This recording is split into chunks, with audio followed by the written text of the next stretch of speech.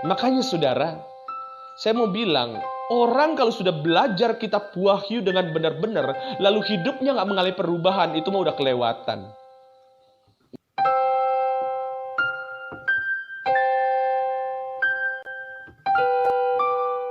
Shalom saudaraku yang terkasih dalam Tuhan. Dan hari ini saya akan membahas yaitu dari Wahyu pasal yang ke-10 dan Wahyu pasal yang ke-11. Jangan lupa subscribe dan like ya.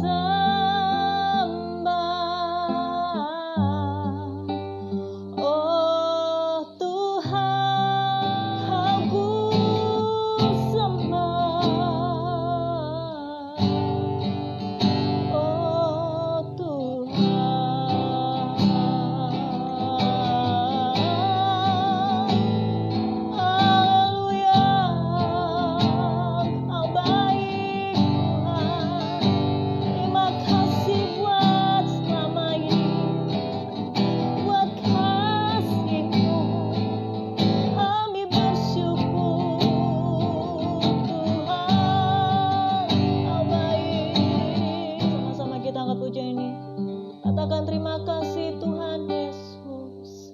Terima kasih buat hari yang Kau beri. Terima kasih ku berikan padamu.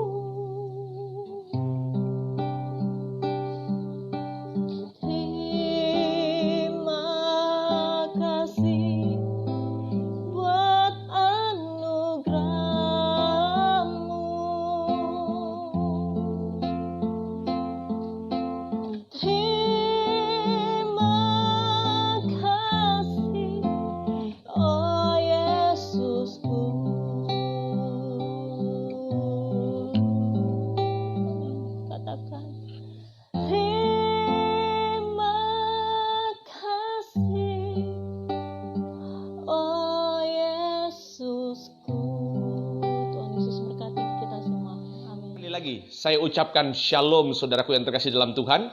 Dan hari ini saya akan membahas yaitu dari Wahyu pasal yang ke-10 dan Wahyu pasal yang ke-11. Tapi sebelum saya bahas, saya mau sedikit mengulang apa yang sudah kita pelajari, supaya begitu masuk Wahyu pasal 10 dan pasal 11 kita tidak mengalami gap, tidak mengalami kebingungan. Saudara harus diingat bahwa akhir zaman orang Kristen itu berbeda dengan orang yang lain. Kalau di agama yang lain itu mereka percaya bahwa akhir zaman itu satu hari kiamat di mana bumi hancur total. Sedangkan orang Kristen tidak percaya seperti itu. Orang Kristen percaya akhir zaman itu terdiri dari sebuah masa yang cukup panjang, suatu waktu yang cukup panjang. Dan akhir zaman orang Kristen dimulai, saudara, ya tentu saja tafsiran itu beda-beda, tapi saya menganggap akhir zaman dimulai ketika meterai dibuka. Materai dibuka itu ada di Wahyu pasal yang ke-6. Materai pertama dibuka, saudara, saya sudah bahas itu di video saya. Materai kedua juga dibuka, materai 3 dibuka, 4, 5, 6. Saudara lihat, ketika materai 6 dibuka, ya, sebelum masuk materai yang ke-7, Wahyu 8 ayat 1, ya, sebelum masuk ke materai yang ke-7 dalam Wahyu pasal 8 ayat 1 dikatakan demikian. Dan ketika anak domba itu membuka materai yang ke-7, lihat, baru membuka materai yang ke-7, maka sunyi senyaplah di Uranos, bahasa Yunaninya, di langit. Kira-kira setengah jam lamanya. Apa yang terjadi antara materai yang ke-6 dan materai yang ke-7? Ada pengangkatan di situ. Gitu ya. Pengangkatan. Akhirnya setelah selesai pengangkatan, materai ke-7 dibuka. Saudara lihat, ketika materai 7 dibuka, yang terjadi adalah muncul 7 malaikat dengan 7 sangkakala. Ya, 7 materai, ya, materai ke-7 dibuka, yang muncul 7 malaikat dengan 7 sangkakala. Saudara, begitu malaikat yang pertama tiup sangkakala, pertama, kedua, ketiga, keempat, itu bumi sudah kacau balau. Tapi tiba-tiba ada burung nasar berkata begini, masih ada 3 lagi. Ya saudara, masih ada 3 lagi. 3 malaikat lagi yang tiup. Nah, di minggu yang lalu kita sudah bahas tentang sangkakala yang kelima dan sangkakala yang keenam. Dan saya mau saudara garis bawahi dulu di Wahyu pasal 9 ayat yang pertama. Karena nanti saya akan buka lagi ayat itu. Wahyu pasal 9 ayat yang pertama dan ayat yang kedua dikatakan, lalu malaikat yang kelima, lihat. Jadi kita sudah bahas ya, malaikat yang 1, 2, 3, 4, 5, 6 juga sudah dibahas. Hari ini kita mau bahas lanjutan dari sangkakala yang keenam. Nah, begitu sangkakala yang kelima ditiup, lalu malaikat yang kelima meniup sangkakalanya, dan aku melihat sebuah bintang yang jatuh dari langit ke atas bumi, dan kepadanya diberikan anak kunci lobang jurang maut. Maka dibukanyalah pintu lobang jurang maut. Saudara ingat, ketika sangkakala yang kelima ditiup, maka ada sesuatu yang terbuka. Apa yang terbuka? Lobang jurang maut. Lobang jurang maut terbuka di sangkakala yang kelima. Pertanyaannya, ketika lobang jurang maut itu dibuka, apa yang terjadi? Nah, ini yang kita mau pelajari. Saudara siap untuk belajar? Yang siap untuk belajar, katakan amin. Saudara, kenapa saya ajak saudara untuk baca ayat Alkitab? Wahyu 1 ayat 3, dimulai dengan kata Yunani, bahasa Yunani Makarios. Ya, Makarios itu kalau diterjemahkan ke bahasa Indonesia, diberkatilah. Tapi Lembaga Alkitab Indonesia menerjemahkan dengan berbahagialah. Siapa yang berbahagia? Siapa yang diberkati? Wahyu 1 ayat 3. Lihat ini. Ini kitab nubuatan dimulai dengan Wahyu 1 ayat 3. Berbahagialah ia yang membacakan dan mereka yang mendengarkan kata-kata nubuat ini dan yang menuruti apa yang ada tertulis di dalamnya, sebab waktunya sudah dekat. Jadi saudara yang membaca, yang mendengarkan kata-kata nubuatan dan yang menuruti apa yang tertulis di dalamnya, Alkitab katakan diberkati, berbahagia, penuh sukacita. Amin. Nah, sekarang kita mulai. Wahyu pasal yang ke-10. Saudara, di Wahyu pasal yang ke-10, lihat.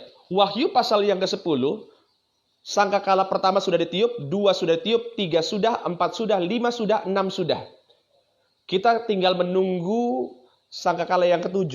Tapi antara sangkakala yang ke-6 dengan sangkakala yang ke-7, saudara lihat. Antara sangkakala yang ke-6 menuju sangkakala yang ke-7, itu ada jeda waktu. Ada peristiwa yang terjadi, dan peristiwa itu terjadi di Wahyu pasal 10. Dan saudara, di sini Wahyu pasal 10, ya, dari Wahyu pasal 1 sampai Wahyu pasal 9, Antikris itu belum menunjukkan dirinya. Sama sekali belum menunjukkan dirinya. Antikris itu satu orang ya. Pengikutnya banyak. Tapi di sini Antikris belum menunjukkan dirinya. Ya, makanya saya bilang saudara, nggak usah terlalu heboh-heboh banget untuk tahu siapa itu Antikris. Bagi saya, saudara mau tafsir Antikris itu si A, si B, si C, terserah, bebas-bebas saja. Karena bukan itu tujuan utamanya. Tujuan utamanya adalah kita hidup benar sesuai dengan kata-kata nubuatan ini. Ya, begitu. Nah sekarang saudara, apa yang terjadi antara peniupan sangkakala ke-6 dengan yang ke-7? Ini yang terjadi. Dan aku, Yohanes, tiba-tiba dia lihat ada malaikat lain yang kuat turun dari sorga. Saudara, malaikat ini adalah malaikat yang paling kuat di antara yang lain. Di Wahyu pasal yang ke-10. Ini malaikat yang paling kuat, ini adalah penghulu malaikat. Malaikat dengan jabatan paling tinggi. Dia berselubung awan, pelangi di atas kepalanya. Pelangi di atas kepalanya artinya dia bermahkotakan pelangi, saudara. Mahkota pelangi itu berbicara mengenai kesetiaan. Artinya ini malaikat yang sangat setia sama Tuhan. Mukanya seperti matahari. Matahari itu kalau saudara baca dalam pasal-pasal yang lain dari kitab-kitab yang lain, wajah yang memancarkan kemuliaan Tuhan. Jadi malaikat ini wajahnya memancarkan kemuliaan Tuhan. Dan kakinya bagaikan tiang api. Saudara, kalau tiang api itu berbicara mengenai perlindungan Tuhan. Jadi ini malaikat yang sangat-sangat tinggi pangkatnya. Bahkan saya mau berani katakan ini malaikat yang jabatannya tertinggi di antara yang tertinggi. Gitu ya. Di tangannya ia pegang sebuah gulungan kitab kecil terbuka, ia injak kaki kanannya di atas laut, kaki kirinya di atas bumi. Dan ia berseru dengan suara nyaring, sama seperti singa yang mengaum. Perhatikan kalimat berikutnya. Dan sesudah malaikat itu berseru, ketujuh guru itu memperdengarkan suaranya. Sesudah malaikat ini ngomong, ya saudara, tiba-tiba ketujuh guru ini memperdengarkan suaranya. Pertanyaan, guru itu apa? Saudara boleh catat ayatnya, ya, supaya nanti boleh ditafsirkan sendiri. Karena saya kalau tafsirkan kitab Wahyu itu harus menafsirkannya dengan ayat Alkitab, bukan dengan cocok-cocokan. Gitu ya. Itu prinsip dalam menafsirkan kitab Wahyu. Biarlah ayat Alkitab menafsirkan ayat Alkitab. Apa itu guru? Saudara boleh cek nanti itu di Wahyu pasal 8 ayat 5, 11 ayat 9, 16 ayatnya yang ke-18. Sederhananya, guru itu berbicara mengenai hukuman. Jadi bahasa gampangnya, ketika malaikat ini berseru, malaikat ini ngomong, maka ada 7 celaka, 7 hukuman yang siap-siap untuk memperdengarkan suaranya. Ada 7 hukuman yang siap-siap akan melanda bumi. Pertanyaannya, apa 7 hukuman itu? Ya saudara, ayat yang keempat. Dan sesudah ketujuh guru itu selesai berbicara, aku menuliskannya. Ini, lihat. Ketujuh guru ini, ketujuh hukuman ini, kasih tahu sama Yohanes, ini loh, 7 hukuman yang akan melanda bumi. Untuk orang-orang yang hidupnya setengah-setengah. Ketika Yohanes mau menulis, tiba-tiba ada suara dari sorga, katanya begini, meteraikanlah apa yang dikatakan oleh ketujuh guru itu, dan jangan engkau menuliskannya. Saudara, nangkap gak? Tiba-tiba ada 7 malapetaka hukuman yang akan terjadi ke dunia. Waktu Yohanes mau tulis, Tuhan bilang, nggak usah ditulis. Maksudnya apa? Biar itu jadi rahasia. Jadi saudara, saya mau katakan di akhir zaman nanti, tidak semua peristiwa itu tercatat dalam kitab Wahyu. Saudara baca kitab Wahyu aja, itu sudah serem. Tapi sebetulnya ada 7 mara bahaya malapetaka yang memang tidak diceritakan dalam kitab Wahyu. Dan itu akan menimpa orang yang hidupnya setengah-setengah. Artinya bersyukurlah kalau saudara memang hidupnya dalam Tuhan, hidup dalam kekudusan, mengalami pengangkatan. Saudara akan diluputkan dari hal-hal buruk yang terjadi dalam kehidupan kita. Itu sebabnya saudara, ajak orang di samping kita, kiri kanan kita, bilang sama dia, ayo hidup dalam kekudusan. Jangan pernah ngomong lagi, hidup kudus itu berat, hidup kudus itu susah. Ya saudara, semakin kita ucapkan hidup kudus itu berat, hidup kudus itu susah, semakin berat kita jalaninnya. Katakan, hidup kudus itu sesuatu yang menyenangkan. Jadi saudara, ini yang terjadi. Tiba-tiba ayat yang kelima, nah ini dia. Malaikat yang kulihat berdiri di atas laut, itu malaikat tadi, dia berseru di ayat yang ke-6, demi dia yang hidup, dia ngomong. Saudara, malaikat ini mengangkat tangan kanannya ke langit. Itu kalau tanda angkat tangan ke langit itu adalah ritual yang dilakukan sama orang-orang Yahudi ketika dia bersumpah. Ya, mengambil sumpah setia. Jadi malaikat ini itu sama seperti sedang bersumpah setia. Dan ia bersumpah demi dia yang hidup sampai selama-lamanya, yang telah menciptakan langit dan segala bumi. Dia bersumpah, apa katanya? Ayat yang ke-6 bagian terakhir. Malaikat ini bilang begini, tidak akan ada penundaan lagi. Saudara, ketika malaikat ini bilang, udah gak ada penundaan lagi, artinya itu sudah gak ditahan-tahan. Ya, sudah gak ditahan-tahan.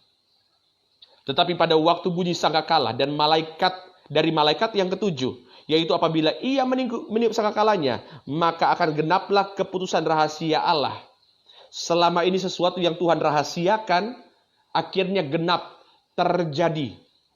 Seperti yang telah ia beritakan kepada hamba-hambanya, yaitu para nabi. Ya, nah saudara, yang saya mau bahas saudara, ini kitabnya baru terbuka. Nah ketika kitab itu terbuka, ayat 8 dikatakan begini, dan suara yang telah kudengar, ini yang ngomong Yohanes. Dia mendengar suara dari langit, katanya begini, pergilah, ambillah gulungan kitab yang terbuka dari tangan malaikat yang berdiri di atas laut dan bumi. Ada suara dari langit bilang kepada Yohanes gini, Yohanes, pergi ke malaikat itu, minta gulungan kitab itu ke malaikat itu. Akhirnya Yohanes datang ke malaikat itu. Makanya saudara, Yohanes itu benar-benar disayang Tuhan.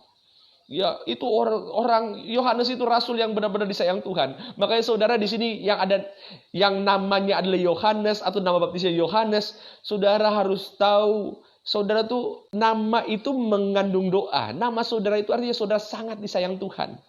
Gitu ya. Dia datang ke malaikat, lalu ayat 9, lalu aku pergi kepada malaikat itu dan mengambil gulungan itu. Katanya, kata malaikat itu kepada Yohanes, ambillah dan makanlah dia. Ia akan membuat perutmu terasa pahit, tetapi di dalam mulutmu ia akan terasa manis seperti madu. Saudara perhatikan, saya mau kita dalami ayat 9 dan 10 ini. Lalu aku mengambil, Yohanes ambil kitab itu dari tangan malaikat itu dan memakannya. Di dalam mulutku, saudara, Yohanes lagi makan kitab. Ini Yohanes makan kitab. Begitu kitab itu dimakan sama Yohanes, ya, di dalam mulut kitab itu terasa manis, tetapi setelah aku makannya perutku menjadi pahit rasanya. Tentu saja saudara, ya, ayat ini tidak bisa kita artikan secara literal. Maksudnya apa? Bukan berarti Yohanes benar-benar makan kitab gulungan itu. Nah, saudara, pertanyaannya apa yang dimaksud manis di mulut, pahit di perut? Saudara gini. Saudara masih ingat satu kali sebelum Tuhan Yesus naik ke sorga, satu kali Petrus pernah tanya sama Tuhan Yesus dalam Yohanes 21 ayatnya yang ke-21, dikatakan begini, ketika Petrus melihat murid itu, melihat Yohanes, Petrus nanya sama Tuhan, Tuhan, apakah yang akan terjadi dengan dia ini? Apa ya Tuhan yang akan terjadi sama Yohanes? Nangkep ya? Petrus tanya sama Yesus, Tuhan, kira-kira apa yang akan terjadi sama Yohanes? Kata Tuhan Yesus kepada Petrus begini, jika aku menghendaki supaya Yohanes tinggal hidup sampai aku datang, itu bukan urusanmu. Tetapi engkau, Petrus, ikutlah aku. Ayat 23, maka tersebarlah kabar di antara saudara-saudara itu bahwa murid itu tidak akan mati. Tiba-tiba gosip muncul bahwa Yohanes itu nggak akan mati. Tetapi Yesus tidak mengatakan kepada Petrus bahwa murid itu tidak akan mati. Melainkan jikalau aku menghendaki supaya ia tinggal hidup sampai aku datang, itu bukan urusanmu. Artinya, saudara, Yohanes itu mendengar dari Yesus bahwa nanti ketika Yesus akan datang, tentu saja bukan datang kedua kali, tapi datangnya itu ketika Yohanes berjumpa lagi dengan Yesus, ya, Yohanes masih akan tetap hidup. Gitu ya.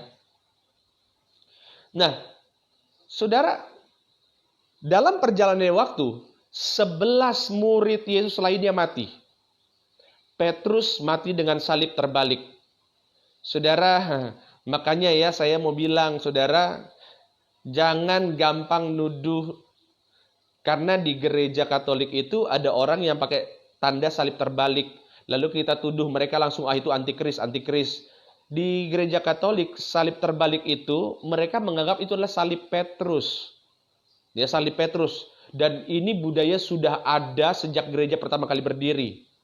Jadi saudara jangan gampang menghakimi orang-orang dari gereja Katolik yang kalau di gerejanya itu ada salib terbalik langsung saudara hakimi, wah antikris, penyesat. Saudara bukan. Sejarahnya salib terbalik itu adalah salib Petrus. Gitu ya. Nah, tapi saya nggak mau bahas itu. Jadi saudara nggak usah tanyain yang itu ya. Nah, tapi murid-murid 11 yang lain mati. Yohanes belum mati. Dia senang. Kenapa? Karena dia tahu bahwa satu saat dia akan bertemu lagi dengan Yesus. Tiba-tiba ketika Yohanes dibuang ke Pulau Patmos, benar, dia berjumpa lagi dengan Yesus. Saudara bisa bayangkan, Yohanes itu ketika dia ikut Yesus, ketika dia jadi murid Yesus, umurnya itu masih 17-18 tahun loh. Yohanes itu ketika dia jadi murid Yesus, umurnya masih 17-18 tahun. Ya, makanya dia adalah murid yang paling muda. Ketika Wahyu itu ditulis, ya dia 17-18 tahun, sekitar 20-an tahun, ketika Yohanes umur 20 tahun, Yesus sudah naik ke sorga. Gitu ya. Yesus naik ke sorga. Dia jalani hidupnya Ketika Yohanes dibuang di Pulau Patmos, umur Yohanes itu kurang lebih umurnya 80 sampai 90-an tahun. Jadi saudara, dia udah lama nggak lihat Yesus. 50 tahun dia nggak lihat Yesus, tiba-tiba di Pulau Patmos, dia ketemu lagi sama orang yang sangat dikasihinya, kekasih hatinya, ketemu lagi sama Yesus, muka dengan muka, saudara. Saudara gimana sih?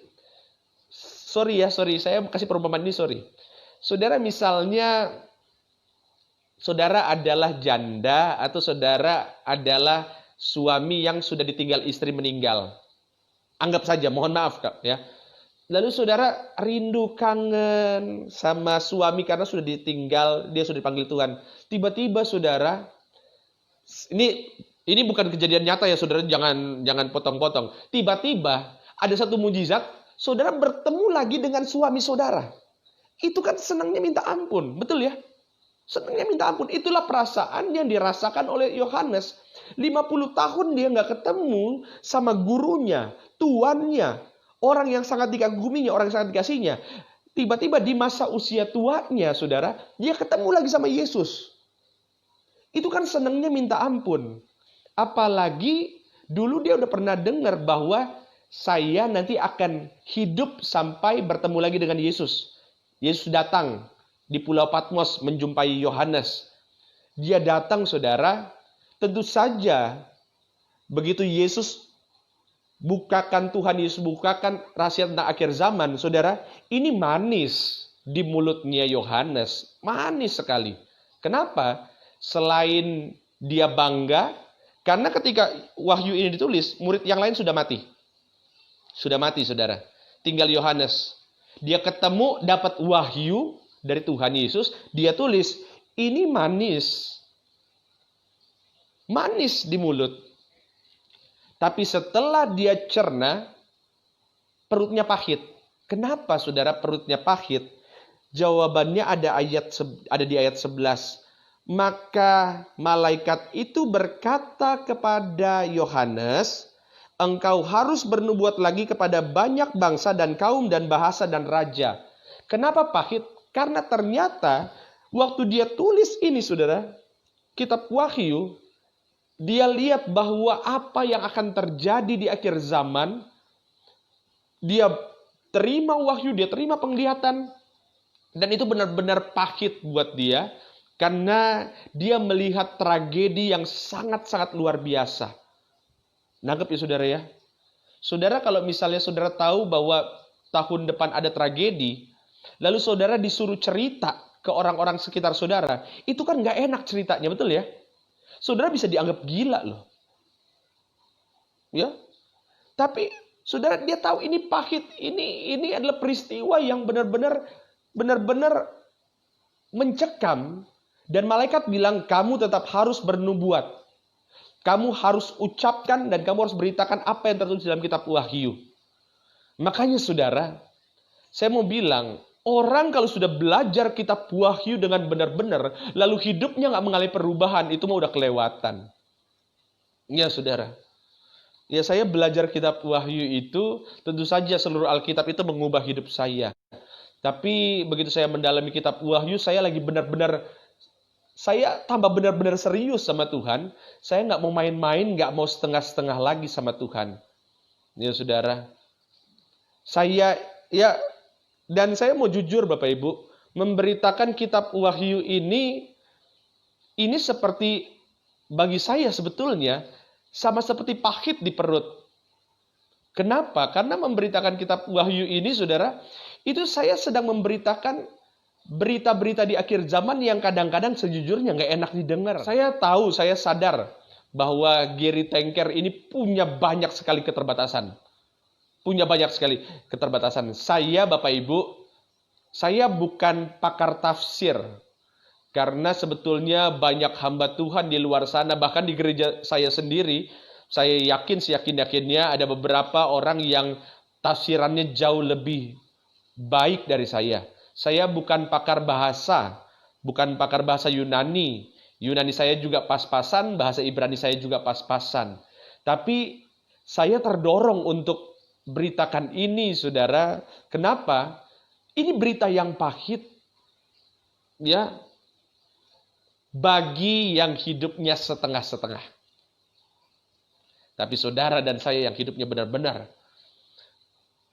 kita akan mengalami pengangkatan. Makanya saudara, ketika belajar kitab Wahyu, kalau hidup kita nggak diubahkan, saya nggak tahu obat apa lagi yang bisa mempan sama kita. Saudara kalau udah belajar kitab Wahyu, bukan hanya hidupnya diubahkan, saya percaya saudara pasti akan ngabarin orang kiri kanan, yuk kita sama-sama bertobat. Yuk sama-sama kita hidup benar. Makanya inti berita Wahyu, saya ulangi sekali lagi. Inti berita Wahyu bukanlah untuk cari kapan Tuhan datang, bukanlah untuk cari siapa itu 666, bukan untuk tebak-tebakan, cocok-cocokan, ya, peristiwa dunia ini dengan antikris. Tujuan utama dari pemberitaan kitab Wahyu adalah supaya kita berjaga-jaga menanti kedatangan Tuhan. Kalau Tuhan mau datang kapan saja, kita tetap siap karena kita tahu hati kita, jiwa kita siap menyambut kekasih jiwa kita. Yang percaya katakan amin. Semangat saya kalau ngomongin ini. Gitu ya. Nah, saudara, ini belum masuk ke dalam sangkakala yang ketujuh. Masih di sangkakala yang antara sangkakala ke-6 dan sangkakala ke-7. Belum masuk sangkakala ke-7. Ayat 11 pasal 11 dikatakan, kemudian diberikan kepadaku sebatang bulu seperti tongkat pengukur rupanya, dengan kata-kata yang berikut. Yohanes, kamu bangun dan ukur tu bait Allah. Ya, bait suci Allah. Saudara, bait suci Allah ini sebetulnya terjemahannya kurang tepat. Karena sebetulnya dia menggunakan kata naon. Saudara yang dari Bandung jangan kaget ya, naon. Ya, N-A-O-N, naon. Naon itu dalam akar katanya naos. N-A-O-N, naon. Naon itu sebetulnya, betul dia bait suci Allah, tapi dia spesifik untuk ruang Maha Kudus. Saya ulang ya. Kata bait suci Allah itu menggunakan kata Yunani naon, ya naon. Itu spesifik bukan bait suci Allah, tapi spesifik adalah ruang Maha Kudus. Saudara tahu, nanti satu saat ketika masuk di Wahyu pasal 20-an, 18 sampai 20, saya akan bahas spesifik tentang bait suci. Gitu ya. Kemah suci. Nah, saudara, bait suci Allah itu kan terdiri dari 3. Pelataran, ruang kudus, dan ruang Maha Kudus. Ulang. Pelataran, ruang kudus, dan ruang Maha Kudus. Oke. Siapa yang bisa masuk ke ruang kudus dan Maha Kudus? Imam-imam, ya, orang-orang benar. Pelataran siapa? Semua orang Israel, orang percaya bisa masuk. Lalu katanya begini, bangun dan ukur tu bait suci Allah, dan mesbah dan mereka yang beribadah dalamnya, tolong kamu ukur. Siapa saja yang ada di, sekali lagi bukan bait suci Allah ya, yang ada di naon. Naon itu di ruang kudus dan ruang Maha Kudus. Hitung, ukur berapa? Ayat 2. Tetapi nggak usah dihitung yang di pelataran, nggak usah dihitung. Saudara nangkep nggak? Siapa yang hidup di pelataran? Yang hidup di pelataran itu orang yang hidupnya setengah-setengah. Orang yang hidup di ruang kudus dan ruang Maha Kudus adalah orang-orang kudusnya Tuhan. Yang tinggal di pelataran nggak usah dihitung. Ya, tetapi kecualikan pelataran bait suci yang di sebelah luar. Janganlah engkau mengukurnya, nggak usah dihitung. Karena ia telah diberikan kepada bangsa-bangsa lain dan mereka akan menginjak-injak kota suci 42 bulan lamanya. Saya ulangi. Dalam Wahyu pasal 11 ayat yang pertama dikatakan begini, Yohanes, kamu ukur bait suci Allah. Secara khusus, bahasa Yunaninya naon, kamu ukur berapa ruang Maha Kudus dan ruang kudus. Tapi nggak usah dihitung yang di pelataran. Dan siapa yang ada di pelataran? Yang di pelataran itu adalah orang percaya. Tapi hidupnya ya di pelataran. Artinya mereka hidupnya setengah-setengah. Dan itu nggak usah diukur. Kenapa? Karena mereka sudah diserahkan kepada bangsa ini yang menginjak-injak kota suci. Ya, artinya bangsa-bangsa yang tidak percaya Tuhan. Dan mereka, orang-orang yang hidup di pelataran, orang-orang yang hidup Kristen ini setengah-setengah, akan disiksa selama 42 bulan atau 3,5 tahun. Inilah penyiksaan, saudara, yang terjadi. Pertanyaannya, 3,5 tahunnya berapa? Benar-benar 3,5 tahun? Iya, secara literal 3,5 tahun. Tapi 3,5 tahunnya itu ada 2 masa, 2 kali. Jadi kalau di total, saudara yang ketinggalan dan tidak mengalami pengangkatan akan disiksa selama 7 tahun. Dan aku, saudara perhatikan, tiba-tiba saudara, terjadi penyiksaan besar-besaran, ya. Tiba-tiba ada sesuatu yang heboh terjadi. Apa itu? Dan aku, kata Tuhan Yesus, memberi tugas kepada 2 saksiku supaya mereka bernubuat sambil berkabung 1260 hari lamanya. Ya, saudara boleh langsung cek aja 1260 hari itu berapa tahun.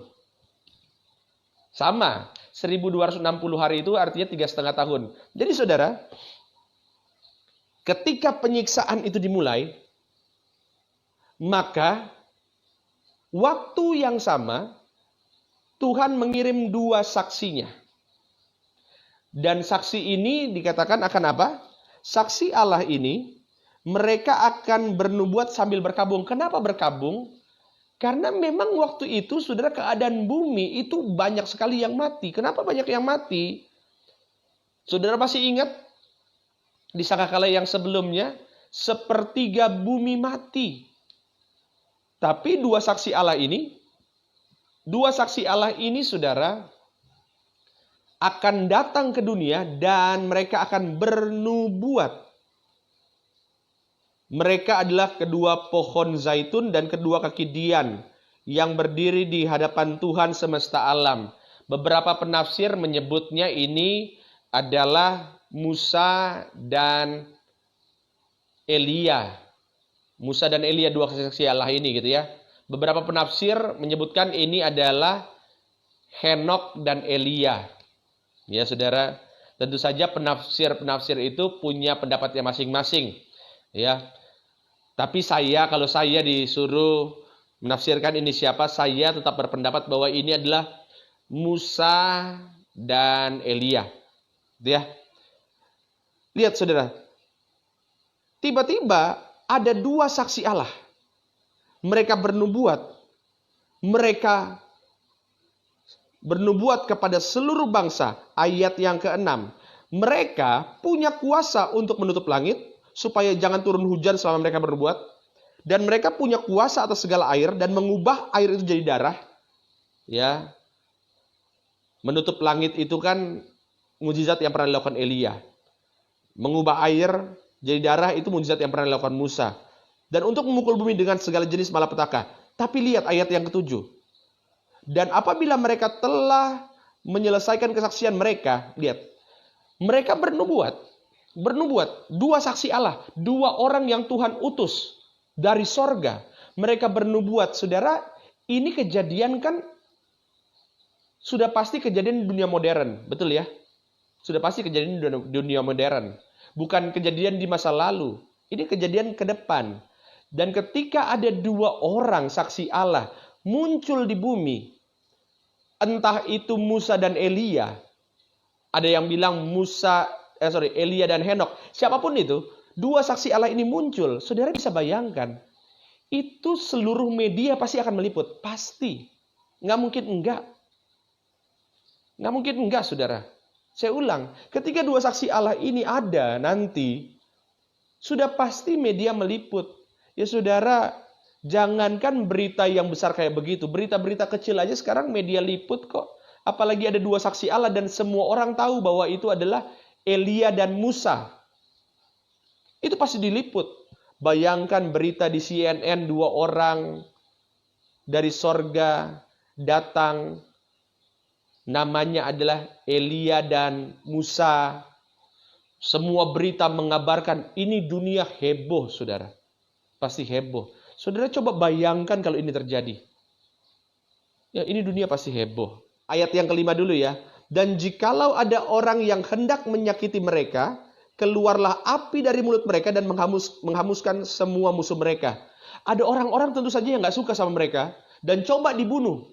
Ini mungkin nabi bohongan, mana mungkin Musa muncul lagi, mana mungkin Elia muncul lagi. Mereka coba hancurkan. Begitu coba dihancurkan, ternyata Ya, keluarlah api dari mulut mereka dan menghanguskan semua musuh. Dan ini benar-benar mulut keluar api, saudara. Dan jikalau ada orang yang hendak menyakiti mereka, maka orang itu harus mati secara itu.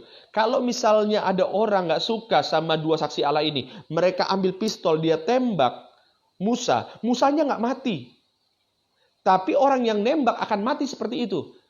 Mungkin, saudara, begitu ditembak, ini pelurunya mantul, kena ke dia mati dengan cara seperti itu. Makanya saya bilang saat itu dunia pasti heboh. Pasti akan memberitakan tentang berita ini. Ya, ada dua saksi Allah punya kemampuan magis, kemampuan yang luar biasa. Ya, orang yang disertai dengan tanda-tanda ajaib. Pasti, saudara, pasti itu. Ya. Jadi ini berita heboh, tapi ada yang gak suka. Ayat yang ke-7, dan apabila mereka sudah selesai memberikan kesaksian dan nubuatan itu, tiba-tiba binatang yang muncul dari jurang maut akan memerangi mereka dan mengalahkan serta membunuh mereka. Jadi nanti dua saksi Allah ini, saudara, akan dibunuh oleh binatang yang muncul dari jurang maut. Ya, saudara. Siapa binatang itu? Wahyu 13 ayat yang ke-5. Kalau saudara tanya siapa binatang itu, jawabannya ada di Wahyu pasal 13 ayat yang ke-5. Dan kepada binatang itu diberikan mulut yang penuh kesombongan dan hujat. Kepadanya diberikan juga kuasa untuk melakukannya 42 bulan lamanya. Itu binatang itu tuh. Pertanyaannya, binatang ini kan muncul dari jurang maut ya, saudara ya. Pertanyaannya, jurang maut itu kapan dibuka? Saudara masih ingat bahwa awal saya sampaikan sesi ini malam hari ini? Saudara masih ingat saya suruh buka Wahyu pasal 9 ayat 1? Sangkakala yang kelima. Lalu malaikat yang kelima meniup sangkakalanya, dan aku melihat sebuah bintang yang jatuh dari langit ke atas bumi, dan kepadanya diberikan anak kunci lobang jurang maut. Ayat 2. Maka dibukanyalah pintu lobang jurang maut. Jadi waktu malaikat kelima tiup sangkakala, lobang jurang maut terbuka. Begitu lobang jurang maut terbuka, maka binatang ini keluar. Si antikris ini menunjukkan dirinya. Jadi kapan antikris baru mulai menunjukkan dirinya? Setelah materai yang kelima. Binatang itu apa? Yang dalam Wahyu pasal 13 dikatakan nama binatang itu adalah tanda 666 gitu ya. Saudara nggak usah tanya dulu lah. Sekarang Pak 666 itu apa? Enggak, itu saya mau bahasnya nanti ketika masuk Wahyu pasal 13. Saya nggak mau menjelaskan itu langsung ke poin yang itu. Karena kalau langsung ke poin yang itu, saudara, kadang-kadang ada banyak orang telan mentah-mentah tapi tanpa dasar yang benar. Kalau saya ceritain kronologisnya dari Wahyu pasal 6, 7, 8, 9, 10, nanti makin lama kita juga makin mengerti, saudara. Gitu ya. Nah, jadi gitu. Nanti, saudara, si binatang ini akan membunuh dua saksi Allah. Sekali lagi, banyak penafsir berkata bahwa dua saksi Allah itu, ada yang bilang Henok dengan Elia, ada yang bilang Musa dengan Elia. Saya menafsirkannya itu Musa dan Elia. Gitu ya. Nah, tiba-tiba Musa dan Elia ini mati, dibunuh oleh binatang itu, si antikris itu. Ayat 8. Dan mayat mereka akan terletak di atas jalan raya kota besar. Jalan kota besar, saudara tahu ya maksudnya ya? Ini mayat ini dipajang loh, saudara. Di mana? Di kota besar apa? Sodom dan Mesir. Saudara perhatikan baik-baik ini ya. Sodom dan Mesir, di mana juga Tuhan mereka disalibkan. Saya mau tanya saudara, Tuhan Yesus disalibkan di mana? Di Yerusalem loh. Bukan Sodom dan Mesir. Pertanyaannya, kenapa ini ditulis Sodom dan Mesir? Saudara, tempat Tuhan disalibkan itu sudah jelas di Yerusalem. Tapi keadaan Yerusalem di akhir zaman itu mirip seperti Sodom dan Mesir. Kenapa disebut Sodom dan Mesir? Penuh dosa, ya, penuh dengan penyembahan berhala. Jadi nanti di Yerusalem sana, saudara, itu penuh dosa di akhir zaman. Karena Alkitab menggambarkan bahwa tempat Yesus disalib di kota Yerusalem itu digambarkan seperti kota Mesir zaman itu, sama seperti kota Sodom penuh dengan dosa. Gitu ya. Ayat yang ke-9. Dan semua bangsa seluruh dunia melihat mayat Musa dan Elia dipajang. Sekali lagi saudara, kenapa semua orang bisa melihat? Karena ada media, ada TV nyorot. Ya, saudara. Dan melihat mayat mereka 3,5 hari lamanya. Jadi mayat mereka itu dipajang, saudara. Saudara bisa bayangkan, kehebohannya yang terjadi adalah setelah media liput bahwa Musa dan Elia ada, ternyata Musa dan Elia itu dibunuh, 3,5 hari mayatnya dipajang. Itu kan media heboh, saudara. Dan nggak boleh ada yang nurunin. Kenapa? Karena saat itu Antikris berkuasa. Antikris berkuasa, saudara. Ya. Dan mereka yang diam di atas bumi, ketika tahu dua saksi Allah ini mati, Musa dan Elia mati, mereka yang di atas bumi bergembira, bersuka cita, pesta, tukeran kado, karena dua nabi itu telah merupakan siksaan bagi semua orang yang diam di atas bumi. Karena nabi ini dianggap sebagai penyiksa bumi. Maksudnya penyiksa bumi apa? Bumi waktu itu penuh dosa, lalu tiba-tiba datang nabi yang memberitakan tentang kebenaran. Maka itu dianggap sebagai siksaan bagi orang-orang berdosa. Makanya saudara, orang-orang yang hidupnya penuh dengan dosa pasti nggak tahan kalau dengar-dengar kebenaran Tuhan. Maksudnya di ayat ini ya. Ya memang begitu. Dan itu kenyataannya. Ayat 11, 3,5 hari kemudian. Setelah dipajang, diberitakan media, masuklah. Ini luar biasa saudara. Ini ayat favorit, salah satu ayat favorit saya dalam kitab Wahyu. Wahyu pasal 11 ayat 11. Setelah dua saksi Allah Musa dan Elia ini dipajang, dipertontonkan melalui media, tiba-tiba masuklah roh kehidupan dari Allah masuk dalam diri mayat Musa dan Elia, sehingga mereka bangkit dan semua orang yang melihat mereka jadi sangat takut. Iya loh saudara. Mayatnya dipajang, masuk berita, tiba-tiba breaking news.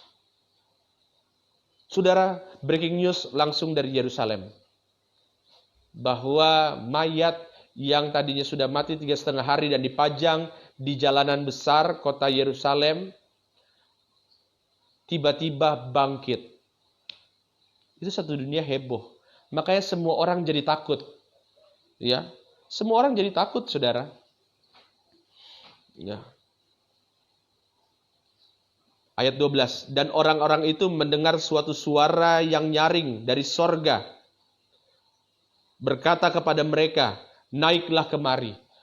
Udah breaking news, seluruh dunia lagi nonton. Karena ini pasti berita jauh lebih heboh, jauh lebih ditonton daripada Piala Dunia. Jauh lebih banyak ditonton daripada update COVID, sudah pasti. Jauh lebih banyak ditonton daripada berita apapun. Karena ini benar-benar siaran langsung gitu ya.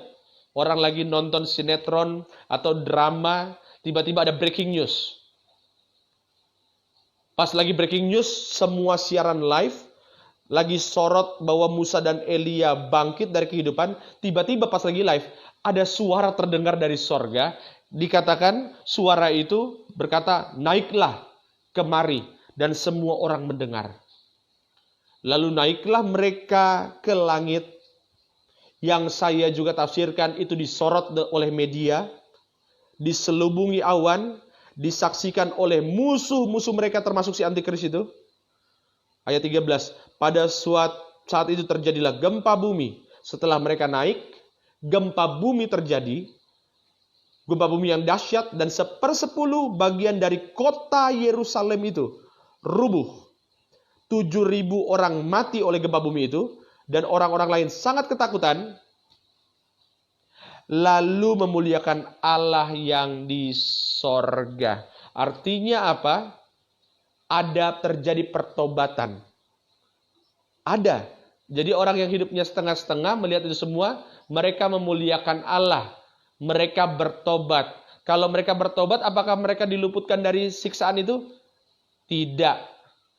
Pertobatannya tetap diterima, tapi pertobatan itu tidak menyelamatkan mereka dari siksaan 3,5 tahun, 7 tahun itu, 3,5 tahun kali 2. Mereka tetap harus mengalami semua itu.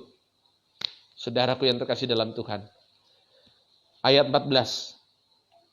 Celaka yang kedua sudah lewat.